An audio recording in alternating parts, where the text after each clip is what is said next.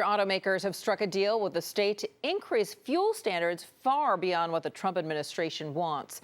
KPX5's Melissa Caen live above the San Francisco commute with details on California's big detour around the EPA. Melissa? That's right. California has some of the worst traffic in the nation. It is not easy to keep the air clean in a state like this. And now that the Trump administration is moving to roll back some of California's environmental standards, state leaders are maneuvering to cut the feds out of the equation. We approached the White House on multiple occasions with an offer of a compromise, really. And a few months ago, they just stopped communications altogether. The White House and California leaders have been at loggerheads for 2 years.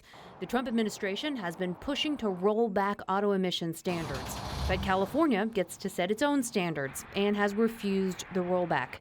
Stanley Young is with the California Air Resources Board. So we decided that we would just go directly to the car companies and develop an agreement with them that made sense, both for California and for the rest of the nation. Today, the governor announced a deal between the Air Resources Board and Ford, Honda, Volkswagen, and BMW, which make up about 30% of all cars sold in the U.S. It requires all cars to run at a minimum of 50 miles per gallon by 2026. It also allows the companies to more freely use credits they earned from selling electric vehicles to meet emissions targets. In exchange, the car makers get what they want, a single national standard.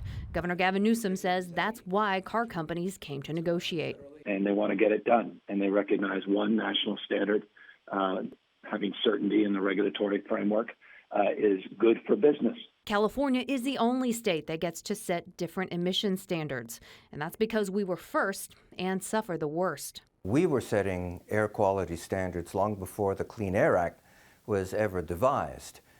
We've been doing it since the late 50s because of the terrible smog in Los Angeles. When the Clean Air Act was passed in 1970, California got to keep its stricter standards.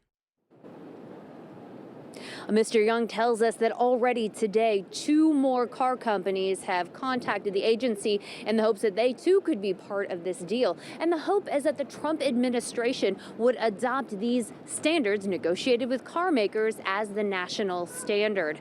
But so far, that does not seem to be on the table. An EPA spokesman has already called the deal a PR stunt. Live in San Francisco, Melissa Caen, KPIX 5.